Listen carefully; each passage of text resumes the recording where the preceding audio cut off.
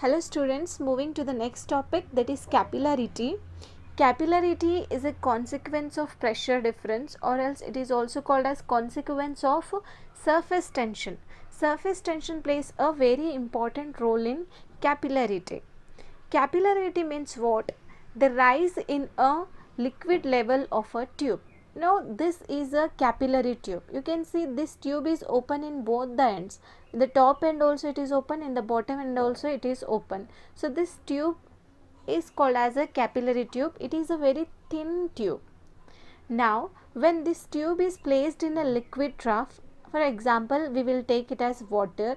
When this capillary tube is placed in a water, due to surface tension the liquid level increases inside the tube.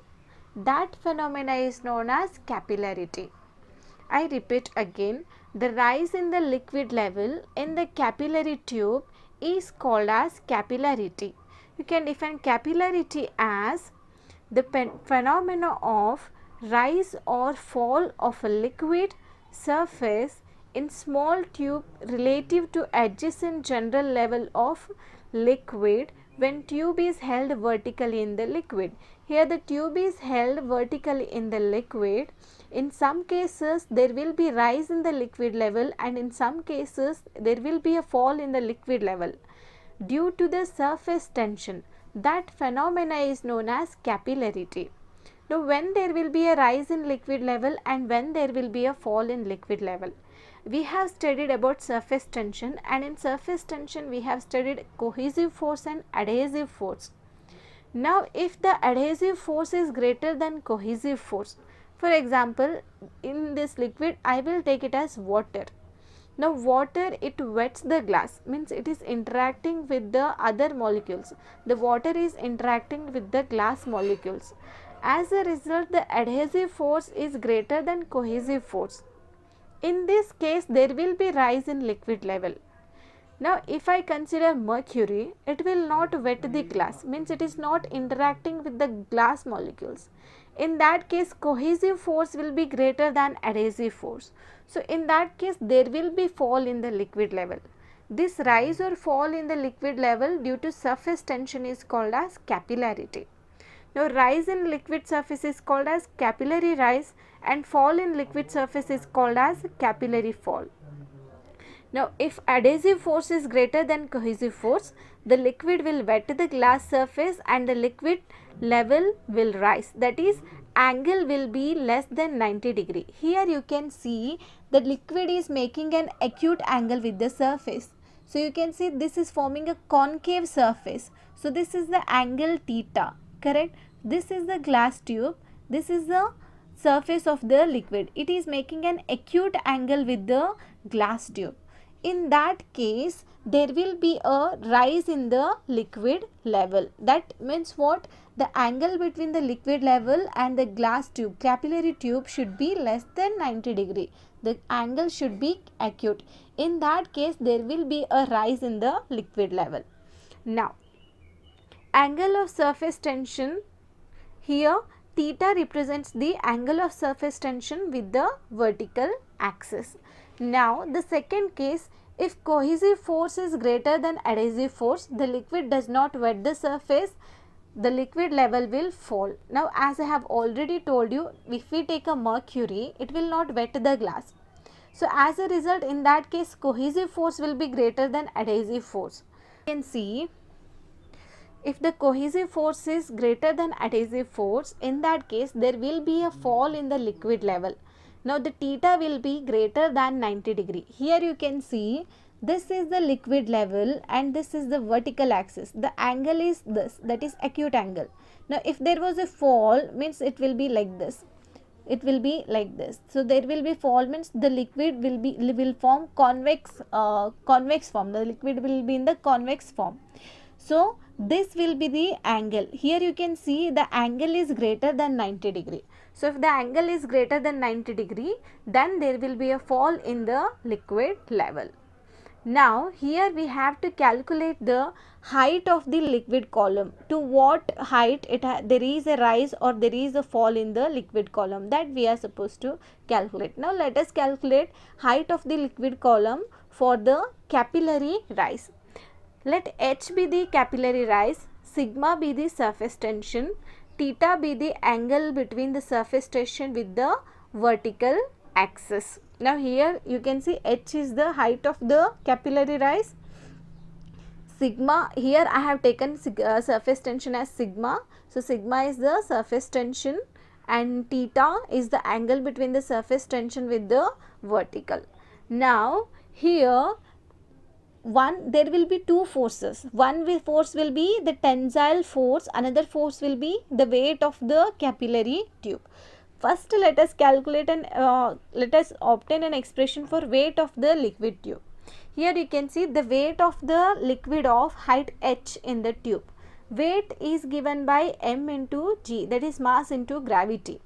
So that will be equals to density into volume into acceleration due to gravity, because mass is equals to density into gravity, as density is mass by volume.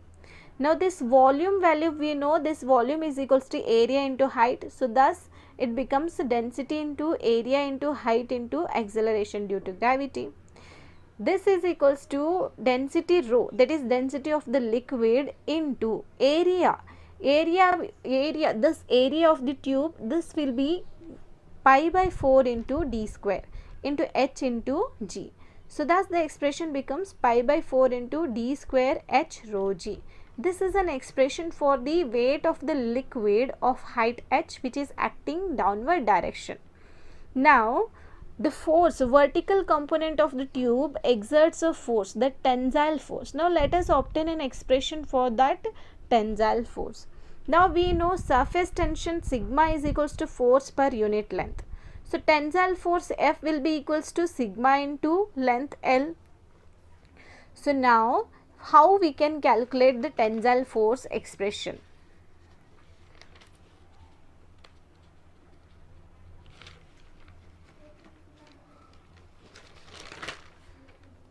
So tensile force. So tensile force F is equals to sigma into L. So the sigma is surface tension. Now how I got sigma is equals to cos theta? Here you can see sigma is equals to cos theta. See, this is the surface of the capillary tube and the surface tension will be tangent to the surface. So this is the surface tension. Now here both the sides sigma represent the surface tension. This sigma can be resolved into two components. One along its horizontal, that is sigma cos theta, and along its vertical sigma sin theta. Along its horizontal sigma cos theta, along its vertical sigma sin theta. I hope you are clear about the resolving of the component. Now this sigma cos theta is along the vertical axis. Here also sigma cos theta is along the vertical axis. Now this horizontal axis sigma sin theta, they get cancelled because they are equal in magnitude but opposite in direction. So they get cancelled. So now our force will be taken as sigma cos theta. The force along the vertical axis, thus it is taken as sigma F is equals to sigma cos theta into length instead of taking sigma. So thus the expression now becomes sigma cos theta into length. So this length is the circumference of the tube. So the circumference of the tube will be what? Circumference of the tube will be pi d. Now under the equilibrium, the weight of the liquid column will be balanced by the surface tensile or surface tensile force. Weight of the liquid is equals to surface tension force. Weight of the liquid expression we have obtained, that is pi by 4 d square h into rho into g, that is equals to surface tensile force, that is sigma into pi d cos theta. We want h, that is height of the liquid column, that is capillary rise. This h gives us a value of capillary rise. So h is equals to sigma into pi d into cos theta divided by pi by 4 d square into rho into g.